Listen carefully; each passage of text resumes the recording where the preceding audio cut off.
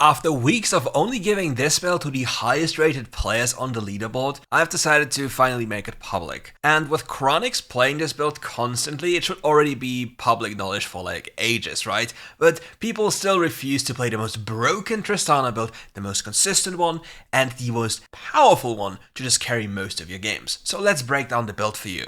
For starters, we have the typical lethal tempo setup because it's the best rune for your champion. After this, it's Brutal or Gathering Storm depending on your preferences, but Brutal helps you more during the laning phase and is quite a lot of extra damage for free. With that done, we go for Giant Slayer. There's nearly no champion that doesn't have any bonus health in his build path or isn't running Overgrowth, so this rune will always provide you insane value in most of your games.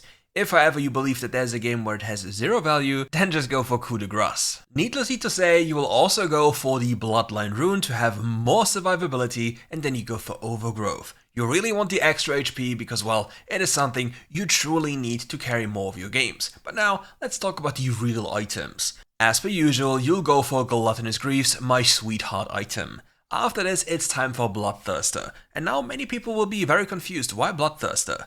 Bloodthirster has way more stats than Shieldbow has, and more damage. It also protects you with higher shielding than Shieldbow because the shield recharges, and isn't bound to a condition that you're sub 35% HP and is only active for a brief moment.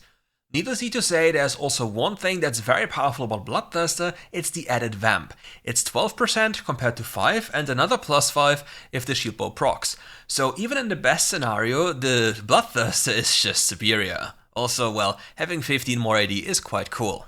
At this point, many people will say, but what about attack speed? Number 1, you have lethal tempo, and number 2, you have your first ability. So what can we do to increase our AD even more and add even more cooldown reduction to our build, allowing us to have more spells available?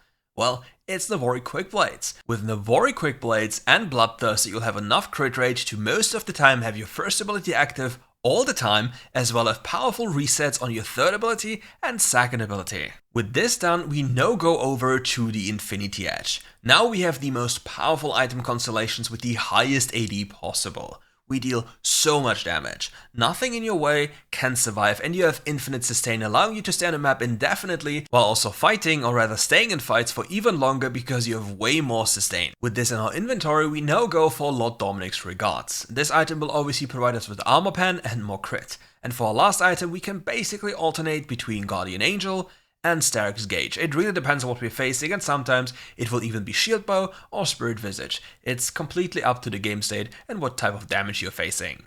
For the enchantment, you will most of the time go for Quicksilver. It's just the superior enchant unless you're facing certain champions that force you to take stasis, like for example Fizz. But with the build done, let's now move over to the gameplay of the highest rated AD carry player on the European server, my friend Chronix, and obviously check out the link in the description below, check out his streaming, and if you don't follow him or subscribe to him, well, there'll be bad matchmaking waiting for you. Anyways, let's go. Hello and welcome back to another RiftGuides WildRift video. Today we're going to take a look at the goated AD carry of Europe, Chronix. He's the by far best AD carry you can possibly find on the European server. But before we actually tackle the game itself, let's quickly go back and take a good look at the enemy champions. Okay, let's look at the isolated matchup and completely disregard jungle for a second. So, we have Tristana and Karma into Zeri and Leona. What does this mean? Zeri is a very weak champion during the laning phase. She can't auto-attack you because she can't hit through minions. The only thing she can do is use her first ability for a quick trade and then walk away again.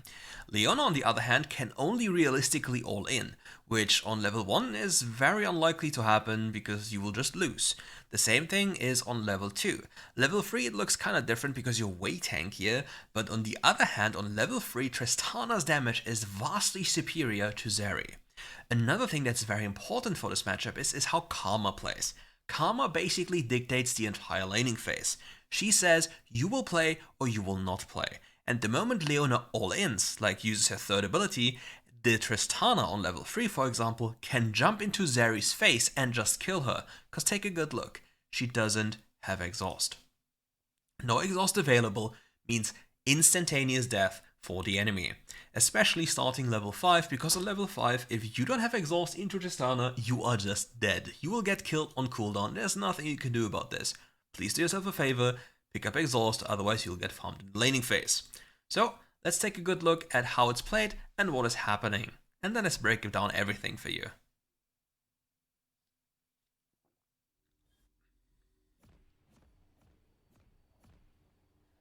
AD carries, bot lanes.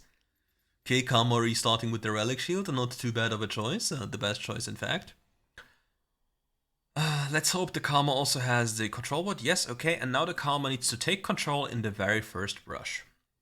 It's very important that the Karma takes control, and realistically speaking, yes, you can just walk into them level 1 and hope she has W. Okay, Karma, you messed up.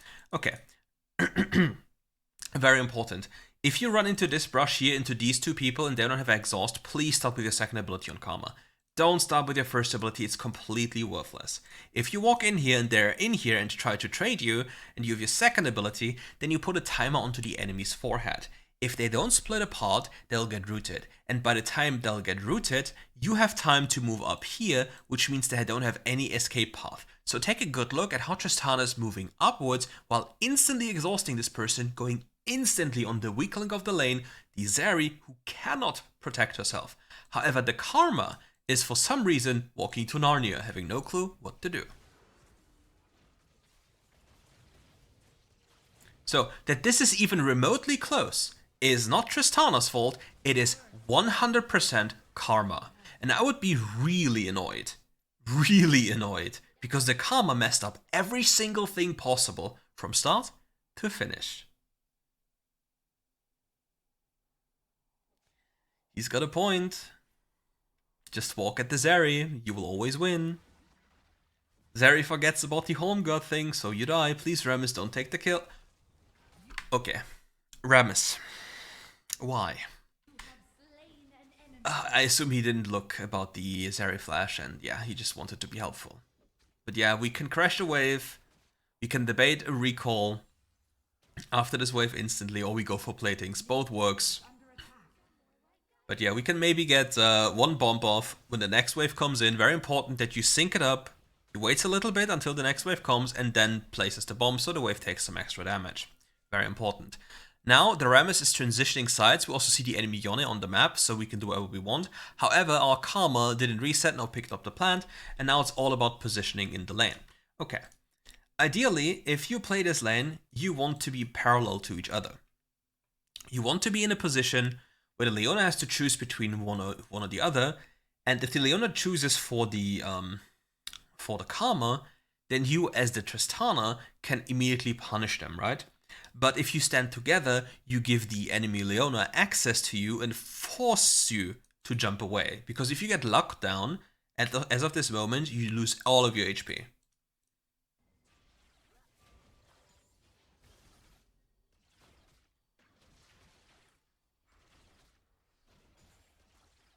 Karma has not played the lane from the beginning. Like, she has done nothing, and now she wasted Mantra. She is definitely not playing this game. And keep in mind, that is a Sovereign lobby. Well, that is the highest elo game you can get, and, well, you see, they are not playing the game. She uses spells for fun, achieving nothing. Luckily speaking, he can go base soon. He thought he would get hit, but we need to reset soon. There's not much happening that makes sense right now. The only thing that you have to keep in mind is you should never ever trust the Karma. Don't trust the Karma, she's a traitor. And now we basically die because we didn't pay attention to Leona walking up, and it happens, right? It's something that can... That actually worked, it's funny. So the entire time where the Karma is AFK, she now chooses to make the first thing that's beneficial for us. It's actually funny. But again, these games happen.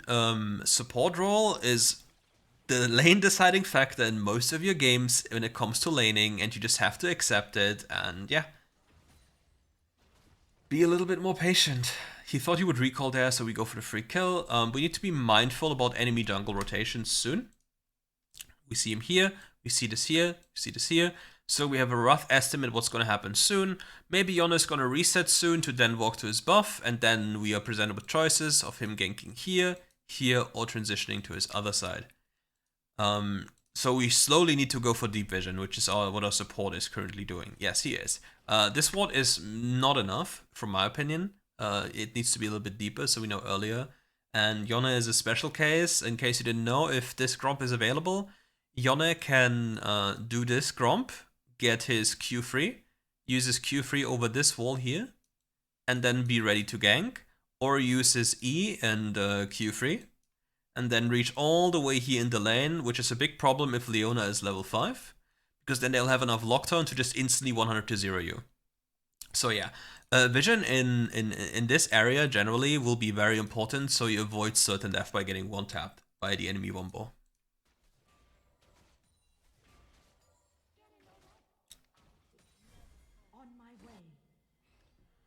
Most AD carry players will not understand. Rammus is a jungle that doesn't take many resources, right? You're a tank champion. So these croc camps can be taken away for your own personal gain, especially if you already have VAM so you don't lose too much. Enemy is taking vision away here. Very scary. We see that the Yone was low HP going back into the jungle. We don't want to go for any play here, it's too much of a risk. We can wait until the Rammus is around. Yeah, look. They made it very obvious, didn't they? They removed the vision here, they place a pink ward here. These are all cues you can use to understand what is about to happen next. So the next question is, the only way this person dies is this person reaches. So what can happen is, if we believe that that is going to happen, we can just ult the Yone away early enough, then everything will be fine. Or we just walk away. Depends. Yeah, we turn on the Yone. Yone is doing some funky stuff, and we get the free kills. We should get a double here because she can't space enough early. Okay, and we're fine. Rammus is jumping in for fun, but now we gain access to minion wave, platings, and everything. Just important not to stay for too long, depending on how much gold we need. This dive can only work with Rammus tanks. Leona is so tanky. This tower shot hurt. We need to leave, yeah. Now, because we went for the kill, there's no more time for us to go for platings. Like, this gold is not gonna matter for you, because if you stay, you will die. So rather recall, spend your gold, be content with the spike you have, even though it's not a fully completed item, it is still okay. What we have to keep in mind now is that we don't have an ultimate ability for another like 20 seconds, and that Leona's ultimate ability has very low cooldown. We cannot, under any circumstances, be hit by these spells. Another thing is, as you see, Zeri cannot protect herself against anything you do. She has no chance. And yeah. Again, this vision isn't deep enough because Yone is Yone. Another strategy that many people in bot lane don't utilize often enough is, for example, if you hard push wave 1, wave 2, or wave 3, preferably wave 3 if it's a cannon into dive angle, or wave 2, depending what you want to do. You can break away here as a two-man squad, and one person walks around the corner here while the other person stays here to pop the plants, so you take it away from the enemy, and then you place a ward here. That is something you can do in duo. For specifically this case, as a support champion, if you're not forced to use your relic stacks, you keep all your relic stacks, like 1, 2, and 3, for the third wave to crash it as fast as possible, to then give yourself either more time for a reset, so you can then come back, or you go for a dive, or you do this play. You crash the wave, you walk here, you take deep vision, you place this, and then you recall, and then you come back and have perfect vision setup. And especially around 130, when this is going to happen with Cannon Wave, the enemy jungle, if he started here, is very likely going to be on this side of the map, and if you have a wave that's reset and comes back to the middle, while also having a ward here, you'll be more than safe to play.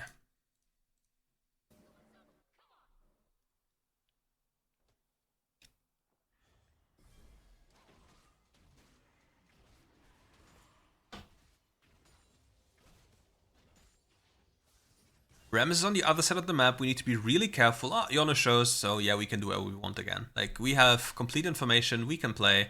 There's no real danger for us.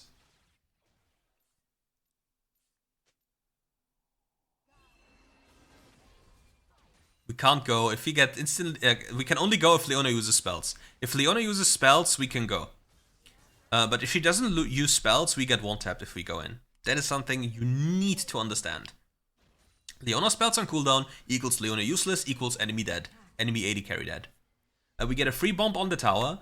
Now we need to be careful. We can place the bomb onto the tower, and what you can do, you can already mentally prepare yourself to tap this and just jump away if it's required. Or, alternative, if this bomb gets stacked to full stacks, you can, if she jumps in onto you, jump behind her and instantly kill the Zeri with ult, because she'll take so much damage from the bomb, and then you get another reset to jump away.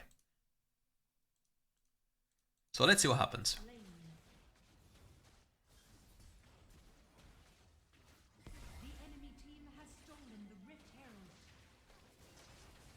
Good reaction.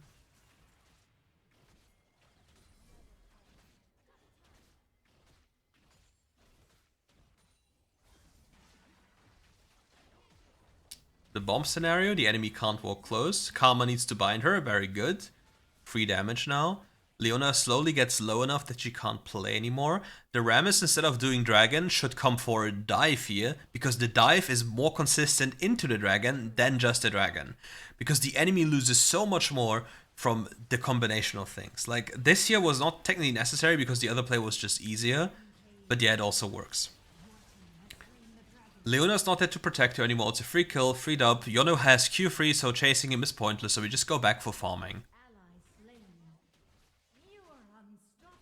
The Yone has to make a decision, does he want to stay or not? If he stays, he's at risk of dying because nobody can help him. He doesn't have any kind of spell to save him. If the bomb is placed on the tower, he can't defend against it. Yone jumps here, there's just... you don't have enough damage, you just die. Like, now you just suicided for fun. And like, this is one of the blessings of the full AD Bloodthirster Gluttonous Grease Tristana. You have so much damage. Because you have so much more AD. Zeri yeeting in. Respect Flash because we don't want to take the risk. And like, if you think that we already had a lot of damage with the components of BT, now with the other items, like we just added like, I think 30 plus, like 55 bonus AD to what we already had. 55. 30 from the completion of the item, and no, it's even more, I think, right? It's even more, I think. And yeah, like, look at her go boom. The bomb is 671 damage. That is half her HP bar. And you have a constant shield. This is something like, this is what I was talking about earlier. You see this shield, it's constantly up on you as long as you keep autoing things. And obviously the shield also recharges. So there's no, it's just not even close. Like, this item is so much better than Shield Bow is at this moment. Like, after Shield Bow was nerfed and this item got buffed, it's just unfair how broken it is. Like, look at the healing, look at the sustain. And he doesn't have ult, but they can still get ganged up on, so you have to stay behind and just play max range and DPS. You can't jump in, it's impossible. You have to play max range because it's too much of a risk to get close. Like, there's so many things that can kill you, but so close. There are so many things that can kill you, and it's simply not worth it. Because if you die as an AD carry, you lose access to farm, everything. You want to play slow, and then punish the enemy once they make mistakes. Boom, explosion, free kill. We don't have a wave here. We still... our team tanked, but it doesn't matter because we have resets. Yone is looking for a flank, he Q3'd over the wall, but he doesn't have ult, so he's completely useless. We have so much gold in the bank, we just recall, and there's probably... He's mad. He's dead as well. Clown. Well, it's time to finally go home, and because we have waves to farm and jungle camps to collect. Very important. Now is the time where if the Rammus is walking around the map, we basically collect everything there is for free. We collect the Croc camp, we can think about helping him with the red buff, but we really want more gold. It's kind of sad that the Echo doesn't want to give us the entire lane farm down there, because we are in fact the person that can kill the Garen, whereas the Echo can't really do so, and we are just sitting mid lane, basically achieving not too much. But it's okay. If the Annie, like this Yon is dead, he can just jump on him if he has cooldown. Okay, that's funny. But yeah, the Yone exposed himself for a brief seconds. W cooldown came up, instant go. Like, we don't die, we have way too much sustain. We need to be careful though about top left. If Leona has ult, we can die. You can't flash this Tibbers jump, so you will actually die. That's the saddest part. If you could flash the Tibbers jump, you could just simply outplay this, but with QSS you can actually avoid it by just QSSing, which is the best item choice in this game, because you really need it, otherwise life will be very troublesome for you.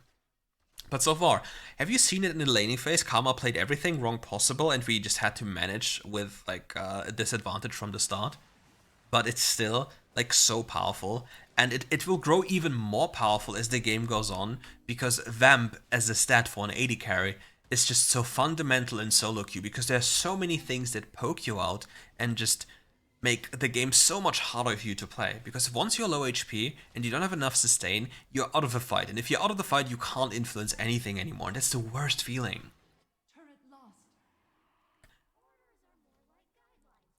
He's waiting here and hope that she overextends, but yeah, he needs to be very careful about any stun. Like, he needs to preemptively QSS to go, and he needs to play it very slow.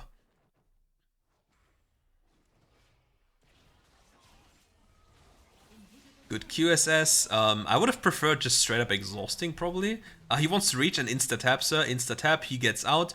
If the Leona hits him, he's probably dead, but the reset will... Oh, Leona. The Bramble Vest. No! It's a tragedy. But yeah, it is a play that will be doomed anyway, because then the Garen appears. Funnily enough, let's quickly take a look. Could we have survived in any way? Oh, she does it very well. If we had a ward, like if we had any kind of ward, we could have warded this and then hit the Crux, because we deal way more damage to Crux and therefore heal more because we're hitting a 270 armor target, right? It's kind of rough. And then we might have a chance to sustain enough to then, like, you know, juggle hits between both of them. And let me quickly take a look at it again.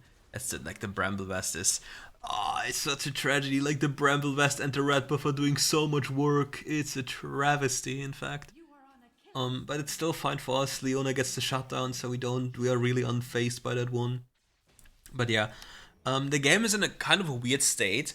We soon have to think about sitting on our Rammus or commanding our Rammus on what to do. Like, we have very bad side lanes, and as an AD carry, it's very difficult to fix this because you're the main DPS as well as a very powerful pushing force, right? So if your team doesn't want to fix the side waves, you're constantly stuck in a lose-or-lose situation. So yeah, like, any moment you die for any type of reason is a game-losing thing, which is the saddest part. But Garen has, like, he should never be able to even touch us. Like, we just heal up. But yeah, it's a Garen. Like, as long as he has second ability, he's basically a demon god. But yeah. We are strong. We have a lot of Vamp. We have 50 billion gold on the other side of the map. Quickly collecting the red buff. I don't think we have time to collect the Crux yet. And the enemy has a very good Nashor position right now. If the enemy is smart, they just rush Nashor. If they don't, they're just stupid. It's just how it goes. There's not much we can do. There's a possibility that we can play Nashor right now if they are too slow. But it really depends on how Nasus plays. If Nasus doesn't tank for us and provides us vision, like, he goes way too early. Unless he's thinking of making time. Okay, like, look at the targets right here. Now we can use this. We have two battlefields right now. We have this, and we have this. The important part is, this guy has Q3 right now. If he uses Q3, this play is completely free. If he uses Q3 in the time where we arrive, it's completely free. We can walk to this corner here, we can jump over here, drag the fight to the left side, and instantly kill her. We still have the tools of this, we have this available as soon as we are there, and there's no way this can fail unless the fight is dragged towards here. So actually, the Nasus is doing the best out of the entire team by just dragging the fight here.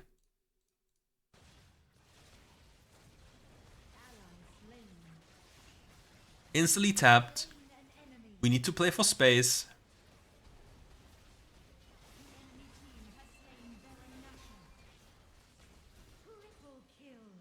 And we get everything for free. Theoretically speaking, let's quickly take a look again if we could have done something different. Like if we could have gone for more.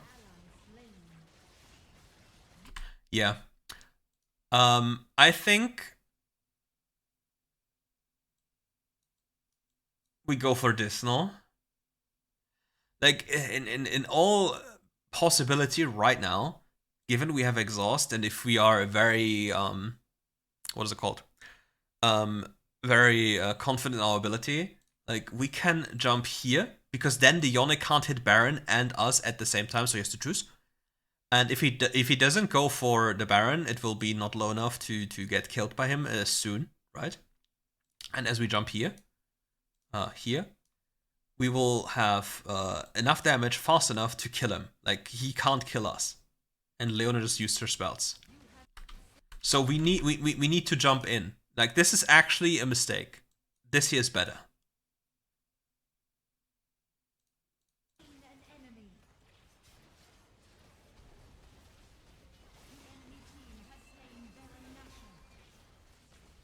And I don't even know what we Q assessed earlier. But yeah, now it's we got so much money. We basically got really rich. Before the next fight happens, our entire team has so much more gold now. Something that's kind of weird is that the Rammus is soaking the biggest wave on the map that gets the most gold instead of like somebody else who actually is more relevant. But yeah, we need to make something happen for them dying. And with Bloodthirster, we can just tank towers for free, and we can push another wave, and then we take enemy jungle camps as we walk back. We quickly check enemy jungle camps if they're available, and then we bounce. Okay. We now have hit critical mass with 100% crit, so there's no more danger involved. We can think about building a Spirit Visage right now. As we look at our build, the enemy's damage profile is magical. Highly magical. Yona is partially magical, so in this slot, Spirit Visage is probably the best item. If you want to go for an item that provides you with more damage, then you should go with, what's it called? Starix. Because then you have 400 more health. You already have Overgrowth. So you have this health combined, which then 70% of this will be provided as a shield once you get low, which then grants you offensive and defensive stats alike. Spirit Visage, on the other hand, will make sure that the enemy, if they have enough pen, will not deal true damage to you, as well as empowering your already existing lifesteal and as well as this shield.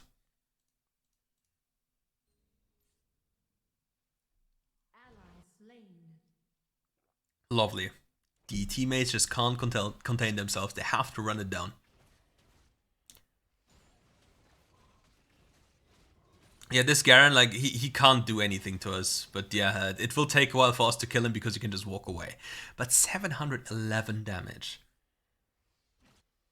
Anyone who appears on our forehead instantly dies. Like, if the Zeri, like, walks here and she's alone, she instantly dies. Like right now, we are just waiting for information. We know where Garen is, we know where this person is, but we don't know where the other people are.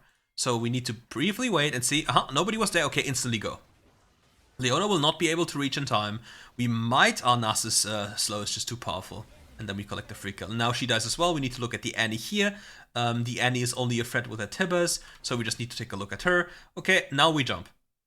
We instantly jump now because now she's in range to ult, because this is the perfect ult angle, so we just jump now, because our jump cannot get interrupted. And then we avoid the Tibbers. It's just too easy, isn't it? She doesn't have enough damage to kill us, we get the free kills, somebody has to look at defend, because the enemy team is very aware of what's going on, they're just playing so much better than his team. But yeah, he's doing really well, completely dominating them. Even though his team is trying its really best to lose this game. Now, 3 inhibitors down, 1 is respawning, and things are really sketchy. Like, his team really needs to get the side waves dealt with. Like, they really need to push. Like, he can't do this on his own. It's not possible. If the Yone dies, it's very good, because then, yeah, okay, they can actually push for finish.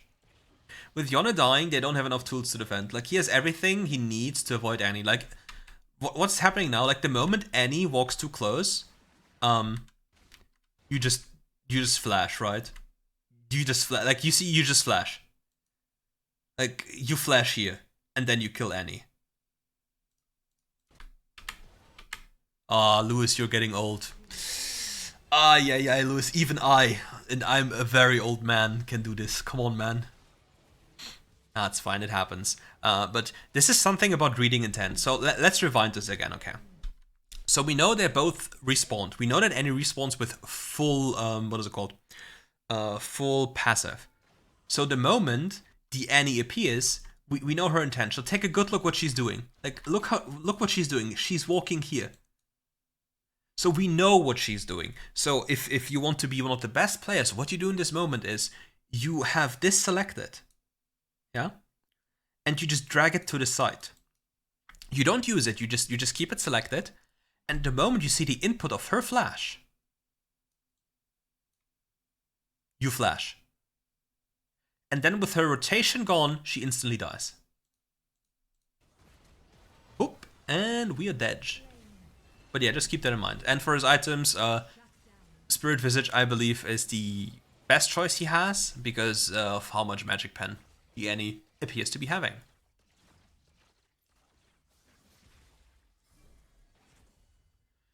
He should swap to TP Enchant, just to be sure. Because I don't think there's any downside of not just quickly swapping to it, even though his death timer, like, just to, like, you know, have it, I believe. But there's, I mean, to be fair, there's nothing really happening, so it doesn't really matter too much.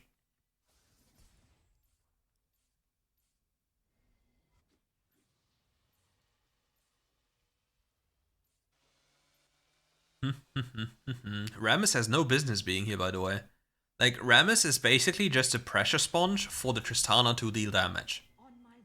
The only time you go for deep wards around these objectives is when you see enough and have enough information on the enemy team. Otherwise, you just don't go there. Rammus is just wasting his spells, and yeah, Leona used ult. We have all the information. Kayn, Yone just dies for fun, and now we just need to think about Annie. Where is Annie? Where is Annie? That is the only relevant champion. Okay, we spotted Annie, we spotted Garen, we have a wave, it doesn't matter. Nothing of this matters right now. The only thing that matters is this wave, because the Garen was there. As long as we can make sure that the Garen doesn't reach this wave down there, we're winning. Because now we can just walk down mid lane. We have multiple options. We can either push for the finish, going for mid lane, and if we believe that the enemy can wave clear, with which they can with Zeri, we can play for this and this at the same time. We just need to make sure that this one isn't pushed in, because we don't want to lose triple in it, because then super minions will actually ravage us. Would be very rough.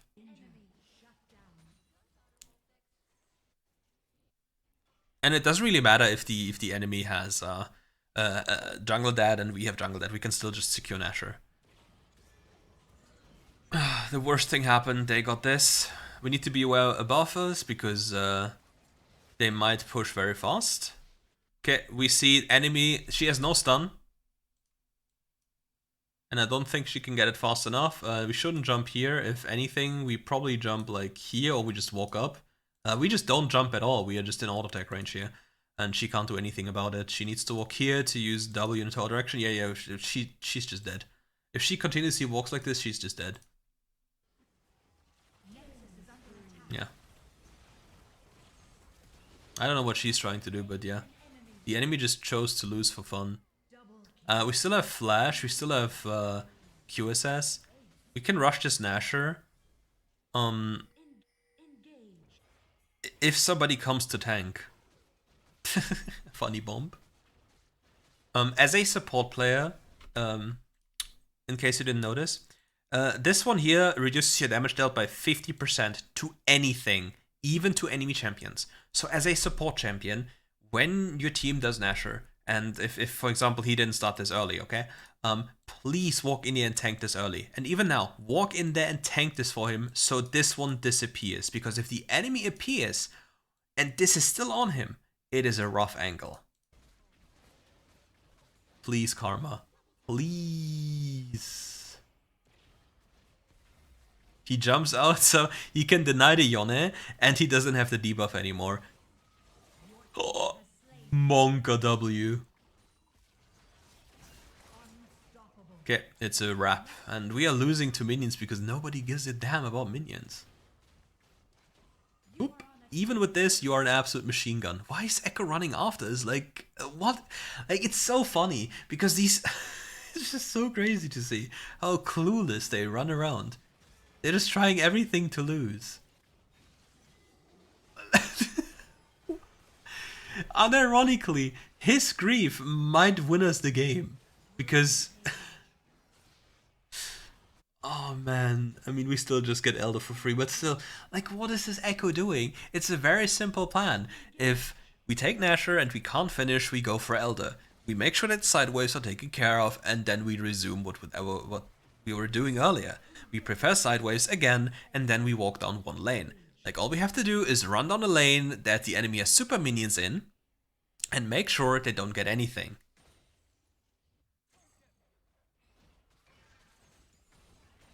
Funnily enough, I believe killing these camps at this point might be a mistake if you don't plan on recalling, because you can use these camps as a lifesteal resource if fights go on, right? Just to keep in mind. Something that you can use when you siege. You don't kill the enemy jungle camps completely, you just use them to lifesteal and then let them reset, and then as you walk away from the siege, you then kill them. We don't have flash, we don't have safety net, so if we get tagged by anything and we are not fast enough with the QSS, we might just die. So the biggest danger right now is Annie and Leona by just locking us down. No, the lovely bomb, she just dies. Cool stuff. We see Annie. Okay. Annie will be here, so the only play path we have is this wall here. We play around this wall and use our teammates here as the dummy system to block the Annie from reaching us here. And then once the Annie uses cooldowns, we jump and kill all. Let's see if we do this. Yep, we hug the right wall, perfect. We need to use our teammates as a dummy system. And then we move forward. Your teammates are basically your body bags, so you abuse them for this. Uh-oh. Good QSS, because if we don't QSS this, we instantly die. We get tapped. The shield bow got instantly, by the way, the shield bow shield got instantly removed. And this is why I think Spirit Wizard was just way better. Because we're way tankier then. Because we didn't really lack damage, we lacked survivability, and it could get really close. Like, okay, his team can end. It was funny. Yeah, crazy. But as you see, like, making the slightest mistake can lose you the game. And if you're the highest level of player, you don't get better teammates. No, you get worse teammates, and you just have to carry them. And that is basically it.